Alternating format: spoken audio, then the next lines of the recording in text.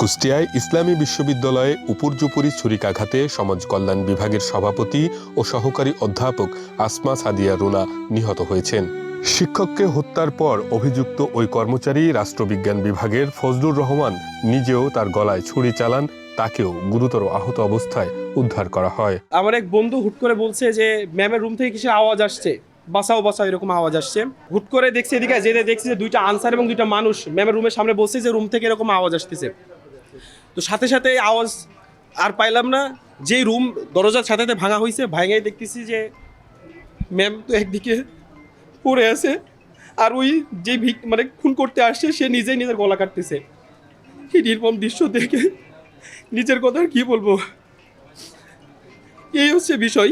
তারপরে ম্যামকে ওখান থেকে হাতে পুলিশ কর্মকর্তা প্রক্টর স্যার সবাই আসছিল, এসে দ্রুত হস্তান্তর করছে, এই তো হাসপাতালে নিয়ে আসা হয়েছে। বুধবার বিকেল 4টার দিকে ক্যাম্পাসের থিওলজি অ্যান্ড ইসলামিক স্টাডিজ অনুষদ ভবনের সমাজ কল্যাণ বিভাগে এ ঘটনা ঘটে।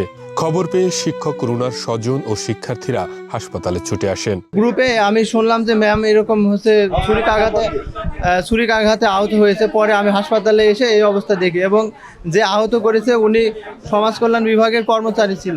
3:30টার পরে আনুমানিক, আজকে পরীক্ষা ছিল, ডিপার্টমেন্টে পরীক্ষা শেষ হওয়ার পরে ম্যামের কক্ষেই ছিলেন, তারপরে এই ঘটনা হয়েছে। আমি শুধু শুনছি যে আমার ছোট ভাই ওয়াইফ রুনা সাদিয়া ইসলাম রুনা, ও হচ্ছে একটা ছেলে নাকি তাকে গলায় চাকু মারছে, এটাই শুনতে পারছি।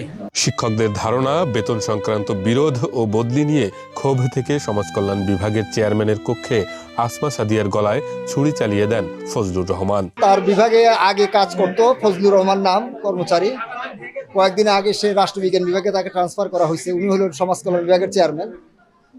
তো ওই সময় থেকে তার মনে হয়তো একটু কষ্ট ছিল কর্মচারী, ওটাকে কেন্দ্র করে আজকে মানে কোনো পূর্ব ছাড়াই হঠাৎ করে রুমে এসে তাকে একা পেয়ে তাকে ছুরিকাঘাত করেছে।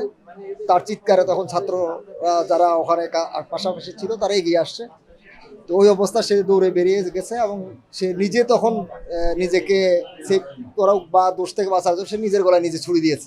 আমাদের ম্যাডামকে, সম্মানিত ম্যাডামকে, সোশ্যাল ওয়েলফেয়ার ডিপার্টমেন্টের যিনি চেয়ারম্যান লুনা ম্যাডাম, ওনাকে আপনার দুর্বৃত্তরা ছুরিকাঘাত করছে, এটুকু আমি শুনছি। অতিরিক্ত রক্তক্ষরণে তার মৃত্যু হয়েছে বলে নিশ্চিত করেছেন কুষ্টিয়ার 250 শয্যা বিশিষ্ট জেনারেল হাসপাতালের আবাসিক মেডিকেল চিকিৎসক ডাক্তার হুসাইন ইমাম। ঘাতক কর্মচারীও বর্তমানে আশঙ্কাজনক অবস্থায় চিকিৎসাধীন।